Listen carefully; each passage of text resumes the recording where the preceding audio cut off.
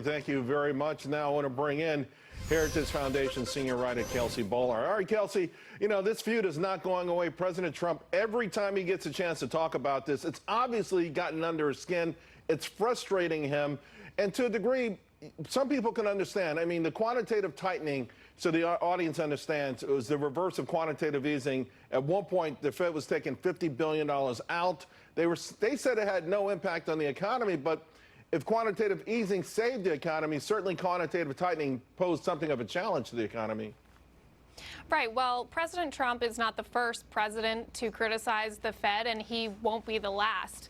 That said, it's important for the Fed to remain independent, but as president, he has a right to voice his concerns and opinions about the economy. Luckily, he might not be happy with policies coming out of the Fed right now, but he does have a strong economy to back him up with record low unemployment rates, wages rising, particularly for low-income Americans. But I think what's really important to focus on, because the Fed is independent, are the policies that are in control of Congress and American voters.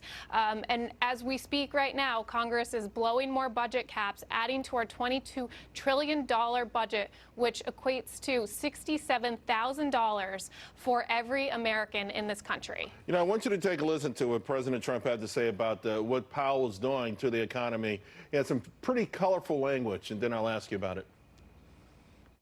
He was doing $50 billion a month he was tightening. Then he's taking it out. He's sucking it like from a vacuum cleaner. He was taking it out.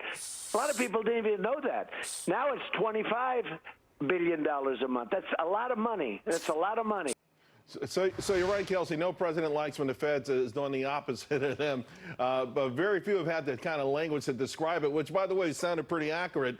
President Trump saying that markets would have been up 10,000 points more.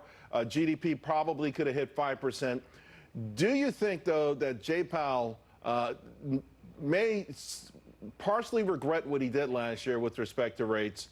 And some are saying, though, that he's reluctant to act on it because he doesn't want to be seen as being pushed around by the White House. Yes, we have heard him come out and double down on the fact that he is independent and he will remain independent. But again, that doesn't mean the president can't criticize him and make the case that had rates been lower, the economy would be doing even better.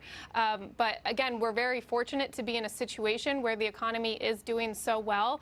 And it was encouraging to hear the president specifically say he wants to address the insane levels of spending that our country is embarking on. Democrats are calling for the opposite. Again, $22 trillion debt right now. Democrats are calling for debt forgiveness for student loans. It just sounds very out of touch when you put these numbers in context. Absolutely. Kelsey, thank you always for putting everything in context. We appreciate it. Thank you. You're blown.